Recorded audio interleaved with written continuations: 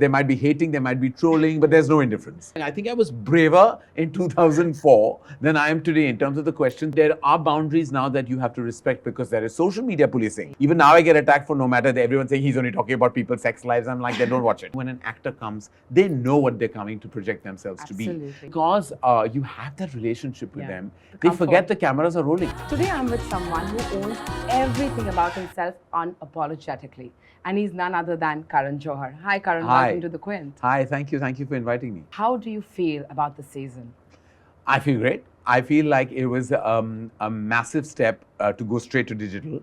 A massive because it wasn't a massive risk, it was a massive audience waiting for us. And when the first episode numbers came in, we were all like thrilled. We were like, so the love still exists. There might be indifferent, there might be hating, there might be trolling, but there's no indifference. Kind of the first season of Coffee with Karan aired in 2004. Right. Do you ever go back and watch the previous episodes? And if you do, what are the kind of thoughts that come to your mind? And how do you think you have evolved as a host over the years? I haven't gone back and visited per se because I think that would be really like, I mean, that would be like, you would be able to judge me if I did that, go back and watch my own episodes. I don't.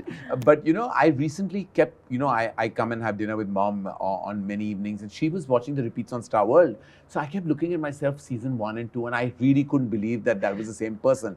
I was like some high school elocution, like, you know, like good boys speaking in like perfect English, very poised, but asking very brave questions. Like I was like, I think I was braver in 2004 than I am today in terms of the questions, though people think it's a very candid, very like, you know, conversational, completely like, you know, like no holds barred kind of chat. But let me tell you, there are boundaries now that you have to respect because there is social media policing and that will kind of come and attack you if you like go beyond. Even now I get attacked for no matter that everyone's saying he's only talking about people's sex lives. I'm like, they don't watch it because everybody wants to know about other people's sex lives. Voyeuristic pleasure, everyone wants to, but want to comment. Voyeurism is like us, it's in our DNA. But I think it's still a brave show. I think the bravest one we have out there.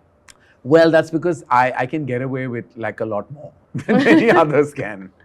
You know, again, so if you go back to the first season, when Coffee with Karan started, we weren't really privy to the personal lives of the celebrities like we are today, thanks to social media and, you know, paparazzi and it all.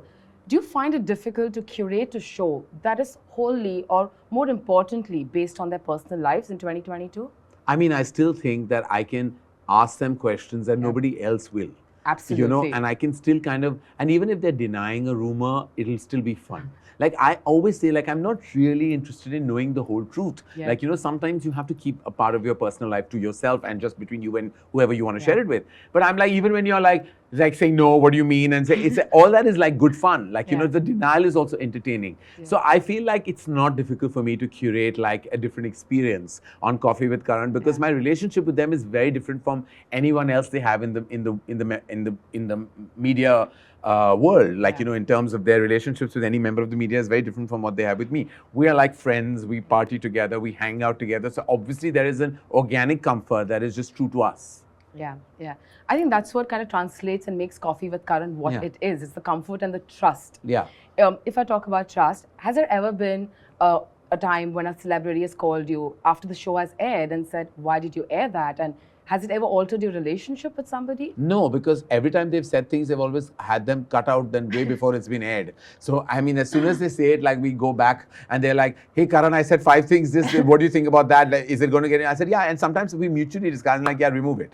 Like many a time, like the team will come and say, listen, I think we'll get into trouble for this. So, you know, we're already policing ourselves, censoring ourselves. So I've never had like anyone call me after the telecast of a show because many a time when things have been said that are too risque, and there are those that also don't make it to the edit that if they did, I would possibly not be around to have any other season. So we remove them. The thing is because you have that relationship with them, they forget the cameras are rolling. Like sometimes they don't know that there are 6 cameras rolling around you. So let's put it out there, whatever comes on it is also by approval. People should not be saying, Karan asked this and why did he put it out there? No, I mean, everyone knows what's going out there. I don't show them the episode, but they know what they've said. Like that is a rule. I don't show anyone the episode because that's a different kind of a, like I'm like, after years of doing this, like I can't like now go into that zone of accountability. But like, I'm like, you know what you've said. Yeah. So after time, they've called me. Just today, I was actually chatting with a celebrity who called me, whose show is coming up. And like, he was like, I think I said, are you okay? I said, do you think it's okay? He said, actually, I think it's okay. Then I'm like, that's fine. Yeah. So Yeah. I'm like, so there's a lot of like give and take that, you know, happens. Like what you see is what everybody knows is okay to go with. And also right now, also, let me tell you, when an actor comes, they know what they're coming to project themselves to be. Like you can tell when some of them come prepared to say what they want to say and what they want to hold back. Yeah. They know exactly, they know what the show is, they know the drill, they know exactly how far they want to push it. Yeah. Thank you so much, Karan. It was great chatting with you. It was great chatting with you. Thank you.